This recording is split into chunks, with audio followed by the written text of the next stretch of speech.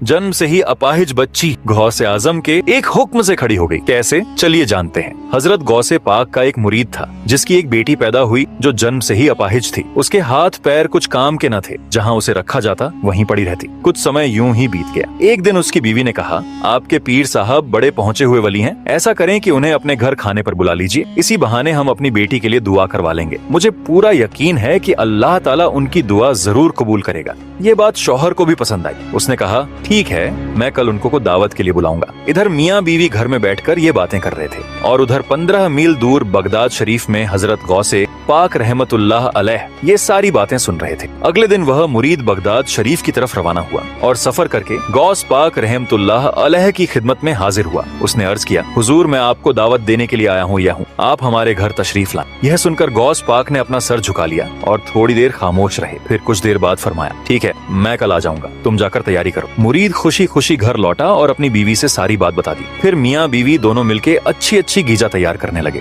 अगले दिन हजरत गौस पाक अपने कुछ मुरीदों के साथ उनके घर तशरीफ ले आए। घर पहुंचकर गौस पाक ने मुरीद से कहा, जो तुमने हमारे लिए तैयार किया है वो लाओ, हम खाना खाकर फिर वापस निकलेंगे। इस पर मुरीद ने क्या किया, अपनी माजूर बेटी को उठाकर गौसे पाक रहमतुल्लाह अलैह के सामने रख दिया। जब आपने उसे देखा तो पूछा, यह क्या है? मुरीद ने बहुत आजी के साथ कहा, हुजूर, ये मेरी बेटी है जो जन्म से ही माजूर है। आप या तो इसके लिए दुआ कर दें कि यह ठीक हो जाए या फिर ये मर जाए। यह सुनकर गौसे पाक रहमतुल्लाह अलैह अल्लाह की बारगाह में दुआ की। फिर आपने उस बच्ची से कहा, कुंबी जनिल्लाह, यानी अल्लाह के हुक्म से उठ जा। इतना कहना था कि वह बच्ची तुरंत खड़ी हो गई। मियाँ बीवी दोनों अपने बच्ची को चलता फिरता देखकर बहुत खुश हुए। फिर मुरीद ने कहा, हुजूर, एक बात बताइए, जब मैं आपको दावत देने गया था तो आपने थोड़ी देर खामोशी अख्तियार की थी, उसका राज क्या राज था? इस पर गौसे आजम रहमतुल्लाह अलैह मुस्कुराते हुए फरमाए, जब तुम दोनों अपने घर में बैठकर मुझे बुलाने की बातें कर रहे थे तो मैं यहाँ बगदाद में बैठकर वो सारी बातें सुन रहा था और मुझे ये भी पता था कि तुम मुझे किस मकसद से मुझे बुलाना चाहते हो।